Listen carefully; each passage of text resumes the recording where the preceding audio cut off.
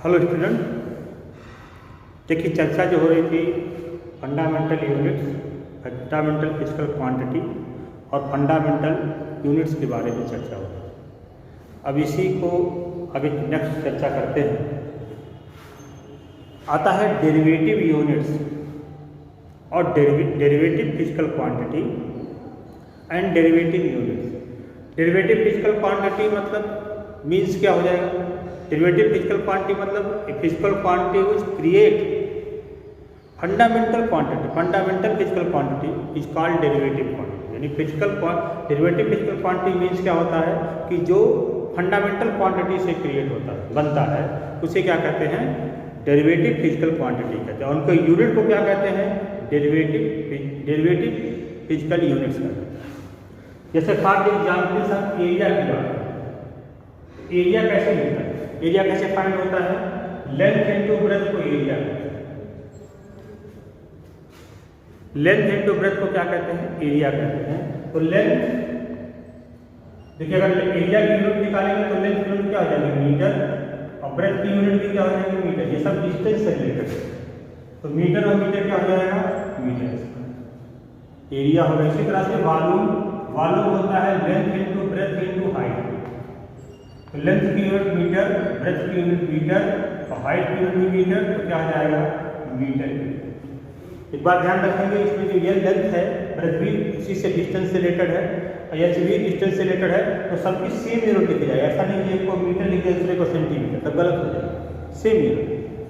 Same इसी तरीके से डेंसिटी, जिसको कैपिटल डी लिखते हैं, डेंसिटी होता है मास अपॉन वॉल्यूम। तो मास की यूनिट किलोग्राम, वॉल्यूम की यूनिट मीटर क्यूब, तो हो जाएगा किलोग्राम। इस अपान को क्या कहते हैं? पर बोलते हैं, पर मीटर, किलोग्राम पर मीटर।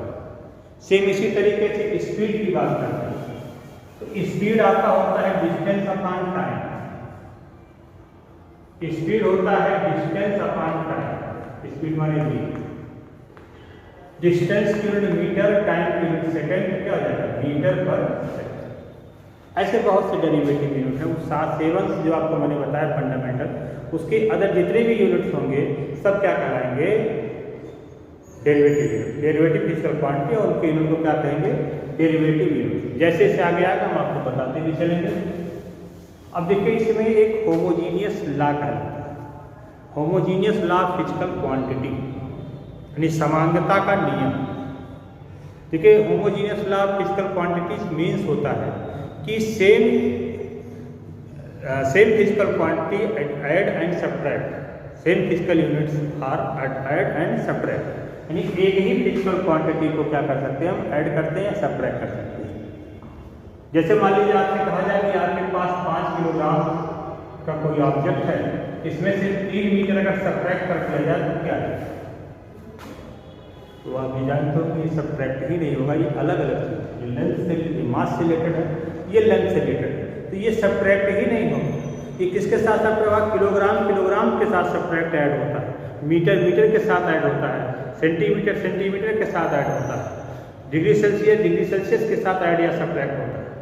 डेट्स मीन क्या होता है? सेम फिजिकल क्वांटिटी और ऐड या सब्ट्रैक्ट। सेम फिजिकल क्वांटिटी को ही क्या कर सकते हैं? ऐड या सब्ट्रैक्ट कर सकते हैं। क्लियर समझा? जैसे मान लीजिए आपके पास 5 मीटर है, 5 मीटर कोई लेंथ रॉड है, उसमें 10 मीटर ऐड कर देंगे तो आपका 15 मीटर है।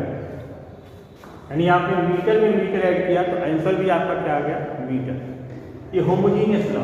कहने का मतलब हमारा ये है कि जैसे मान लीजिए ए कोई फिजिकल क्वांटिटी है और बी कोई फिजिकल क्वांटिटी है, जिनको ऐड करने पर मान लीजिए सी, सपोज करिए सी आ रहा है, ठीक है, फिजिकल क्वांटिटी कोई सी आ रही है, तो डेट्स मीन क्या हो जाएगा कि यूनिट जो ए की होगी, यानी यूनिट्स ऑफ ए जो होगा, अगर ए मीटर में मेजर की, जूल में मेजर की, न्यूटन में मेजर किया जाए तो बी भी न्यूटन होगा और आंसर भी सी में जो आएगा वो भी न्यूटन्स में ही आएगा। यानी जो units of A equal to units of B equal to units of C. ये homogeneous law of physical quantity, physical unit होती है, ठीक है। यानी ए जो ए की यूनिट्स होगी वही बी की होगी, वही आपकी क्या होगी? सी की। क्लियर हो गया? For example equation, first equation आप मोशन अगर बात करें तो इक्वेशन, फर्स्ट इक्वेशन मोशन आप पढ़ोगे v बराबर u प्लस ए बी। ये आप जानते हो। तो आप अगर इसमें ध्यान से देखें तो v कैसे गेन हुआ, v गेन हुआ है u में AD हमने ऐड किया है। u में u आप जानते हो कि इनिशियल आपकी इनिशियल वेलोसिटी होती है, v आपकी फाइनल वेलोसिटी होती है, a एक्सेलरेशन और t टाइम होता है। तो आप यहाँ देखेंगे v कैसे फाइंड हुआ है, जब u में हमने क्या किया AT ऐड किया। तो अगर से होमोजीनियस ला लगाया जाए तो इसका मतलब हो जाएगा यूनिट ऑफ u जो होगा वही यूनिट ऑफ AT होगा, वही यूनिट ऑफ v, यानी v की यूनिट, u की यूनिट और AT की यूनिट सेम होगी। कैसे देखना, u इनिशियल वेलोसिटी इसकी यूनिट मीटर पर सेकंड, इसकी भी क्या हो जाएगी मीटर पर सेकंड, इसकी बात करते हैं। A की आप जान होंगे मीटर पर सेकंड स्क्वायर, पर माने second square upon metre per second square, इसको पर ना लिखे अपॉन में ले लिया और यहाँ t से मल्टीप्लाई है तो क्या हो जाएगा यस, यस ये यस कट जाएगा तो क्या आ जाएगा मीटर पर सेकंड। ये आपका होमोजीनियस लॉ इक्वेशन है। सेम इसी तरह से अगर सेकंड इक्वेशन की बात करेंगे तो second equation S equal to हो जाएगा ut प्लस हाफ AT। तो इसमें अगर देखेंगे तो unit of S equal to unit of ut और unit of half AT, unit of S equal to unit of ut और unit of half AT। S unit आपका मीटर होता है तो इसकी भी यूनिट क्या होगी मीटर, और हाफ AT स्क्वायर की यूनिट निकालेंगे तो क्या आएगा मीटर सी आएगा। समझ में आ गया। अब इसी की बात आगे करते हैं, आपको अगला पढ़ना है डायमेंशन फार्मूला। डायमेंशन फार्मूला, अब डायमेंशन फार्मूला मीन्स होता क्या है ये समझिए पहले। जैसे मान लीजिए हम सपोज कीजिए हम स्पीड फाइंड करें, स्पीड इक्वल टू होता है डिस्टेंस अपॉन टाइम। अगर हम यूनिट ऑफ स्पीड निकालें, यूनिट ऑफ स्पीड, तो आपको क्या करना पड़ेगा, unit of distance upon unit of time. या थोड़ा सा इसको और बढ़िया लिखते हैं, यूनिट ऑफ डिस्टेंस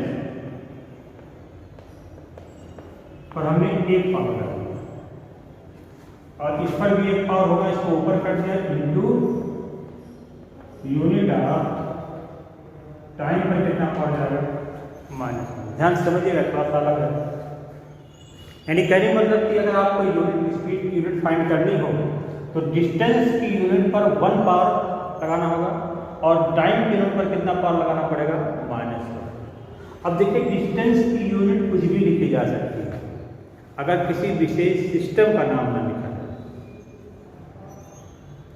जैसे एमके सिस्टम में कहा जाए तो डिस्टेंस की यूनिट मीटर होगी, सीजे सिस्टम में कहा जाए तो सेंटीमीटर होगी। बट अगर system not necessary then unit of distance is different. बहुत सारे metre, centimetre, decimetre, millimetre, micrometre, angstrom, light year, अलग लिखा। और यूनिट ऑफ टाइम जो हो जाएगा वो सेकंड भी लिखा जाता है, आवर्स भी लिखा जा सकता है और आपका क्या लिखा जाता है मिनट भी लिखा जाता है। दैट्स मीन्स कहने का मतलब ये कि इससे मान लीजिए किसी चीज़ को जो बहुत तरीके से रिप्रेजेंट किया जाता है, जैसे क्वाड्रेटिक इक्वेशन की बात अगर करें तो क्वाड्रेटिक इक्वेशन अगर आपको लिखने के लिए कहा जाए तो क्या हो जाएगा, बहुत सारे क्वाड्रेटिक इक्वेशन बनेंगे पर उसका एक जनरल फॉर्म है। क्या जनरल फॉर्म है, ax square plus bx plus c equal to 0 where a b c are any real number. ये इसमें सारे क्वाड्रेटिक इक्वेशन इसी में आ जाए। लाइन का इक्वेशन लिखा जाए तो लाइन का इक्वेशन एक जनरल फॉर्म है ax plus by plus c equal. तो देखना अगर मान लीजिए हम डिस्टेंस यूनिट को सेंटीमीटर में लिखें और टाइम यूनिट को सेकंड लिखें तो क्या हो जाएगा सेंटीमीटर पर सेकंड। एक और हो सकता है metre per second, kilometre per second, millimetre per second, kilometre per hour, decimetre per second, decimetre per hour, decimetre per minute, कई तरीके से लिखा जा सकता है। तो इसका क्या किया गया है, एक सलूशन निकाला गया कि इनके जो यूनिट्स का एक जनरल फॉर्म क्रिएट किया गया है। This general form is called dimension formula this जो क्या किया गया है कि जो कि बहुत तरीके से लिखा जाता है, बहुत अलग अलग तरीके लिखा जाता है, ठीक है।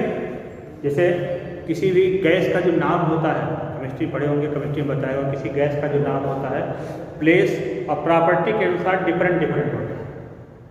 यहाँ कुछ और कहा जाता होगा, जैसे CH4 है तो CH4 आपका मीथेन गैस है, तो मीथेन गैस है तो इसको यहाँ मीथेन कहते हैं, और कहीं और किसका दूसरा नाम होगा, किसी दूसरा नेम होगा। तो इसके लिए इसका एक जनरल नाम क्रिएट किया गया, इसको हम IPSC नेम कहते हैं। इसको IPSC नेम लिखा दिया गया और वो हर जगह प्रचलित है। इंसानों का भी IPSC नेम है, जानवरों का, पौधों का भी IPSC नेम या साइंटिफिक नेम इससे कह सकते हैं, इनका नाम एक निश्चित नाम दिया गया। अब केमिस्ट्री में IPSC नेम है, बायो में साइंटिफिक नेम है, यहाँ आपको यूनिट के बारे में पढ़ना है तो इसका एक जनरल फार्म है, this form is called dimension formula. और देखिए कैसे निकालते हैं, मास का भी डायमेंशन फार्मूला है, यूनिट्स ऑफ मास को कैपिटल M से लिखते हैं, units of mass represent capital N। अब यह क्या है, यूनिट्स ऑफ मास को किलोग्राम भी हो सकता है, मीटर भी हो सकता है, जैसे किलोग्राम भी हो सकता है, ग्राम भी हो सकता है, मिलीग्राम हो सकता है, ये हो सकता है। यह क्या है, units of mass. Unit of mass को क्या लिखा जाता है, M से लिखा जाता है। और यूनिट ऑफ लेंथ क्या लिखा जाता है, L। और टेम्परेचर की यूनिट को क्या लिखा जाता है, थीटा। और टाइम की यूनिट को क्या लिखा जाता है, T। और करंट की यूनिट को जो लिखा जाता है जनरल फॉर्म क्या लिखा जाता है, कैट। यानी यम क्या है, यम यानी मास की यूनिट को क्या लिखते हैं, कैपिटल M, एक सिंबल बनाएगा हम। यम मास, यम क्या है, मास की यूनिट है, उसको आप जो लिखना चाहे लिखते हैं। यल क्या है, लेंथ की यूनिट है, तो लेल की यूनिट आप जो लिखना चाहे, मीटर, सेंटीमीटर, डेसीमीटर कैसे लिखें। थीटा क्या है, टेम्परेचर की यूनिट है, तो टेम्परेचर की यूनिट को आप डिग्री सेल्सियस लिखें, फारेनहाइट लिखें, केल्विन लिखें, कुछ भी लिख सकते हैं। और टाइम की यूनिट को लिखा जाता है कैपिटल T। टाइम की यूनिट को क्या लिखा जाएगा, कैपिटल T। और करंट की यूनिट को क्या लिखा जाएगा, कैपिटल A। अभी हमने आपको बताया कि स्पीड की जो यूनिट निकाली जाती है, तो स्पीड की यूनिट कैसे निकाली जाती है, स्पीड की यूनिट निकालने के लिए डिस्टेंस, यूनिट ऑफ डिस्टेंस पर कितना पावर लगाना पड़ता है, 1 पावर। और यूनिट ऑफ टाइम पर कितना पावर लगाएंगे, -1 पावर। अब यूनिट ऑफ डिस्टेंस कुछ भी हो सकता है, तो जनरल पावर में बात करेंगे तो इसको क्या लिखा जाएगा, लेंथ से रिलेटेड, रियल पर कितना पावर हो जाएगा, 1। यूनिट ऑफ टाइम की बात करेंगे तो टाइम यूनिट को क्या लिखा जाएगा, T। और इस पर कितना पावर हो जाएगा, L। तो ये हो जाएगा LT पर -1। ये कहलाता है dimension formula of speed. Dimension formula of speed क्या होता है, LT पर -1। उसमें ये जो 1 और -1 जो होते हैं कॉल्ड डायमेंशन, क्या कहते हैं, तो डायमेंशन कहते हैं। इतना क्लियर हो गया। देखिए जो डायमेंशन फार्मूला लिखा जाता है वो ब्रिक ब्रैकेट में लिखा जाता है, इस तरह। सब बुक्स में ये नहीं लिखा गया है, कुछ किताबों में लिखा गया, जबकि आप जो किताब आपकी चलेगी उसमें ये लिखा होगा, ठीक है। तो क्या होता है, LT पर -1, यानी ये कहलाता है स्पीड का डायमेंशन फार्मूला। ठीक है, डायमेंशन फार्मूला जब किसी क्वांटिटी का लिखते हैं, डायमेंशन फार्मूला माने किसी फिजिकल क्वांटिटी का लिखा जाएगा, तो इस क्रम में लिखा जाता है, इस क्रम में लिखा जाएगा। पहले यम होगा, फिर यल होगा, फिर टी होगा, फिर डी होगा, एक थीटा। लिखने का तरीका ये होता है, इसी सीक्वेंस में लिखा जाता है। जैसे हम बात कर रहे थे एरिया की यूनिट कैसे निकलता है, लेंथ इंटू ब्रेथ। अगर हम एरिया का डायमेंशन फार्मूला निकालेंगे तो यल लेंथ की यूनिट है, तो इसका यल हो जाएगा, ब्रेथ है भी यल से रिलेटेड हो जाएगा, तो ये हो जाएगा ये डायमेंशन फार्मूला एरिया क्या होता है, यल। ऐसे बहुत सारे कल हम इसके बारे में और चर्चा करेंगे, जैसे जैसे आगे बढ़ता जाएगा वैसे आपको बताते जाएंगे। बहुत इंपॉर्टेंट चैप्टर है डायमेंशन फार्मूला। लिखने को एक आध दो आता है एग्जामिनेशन में, तो आगे की चर्चा कल होगी।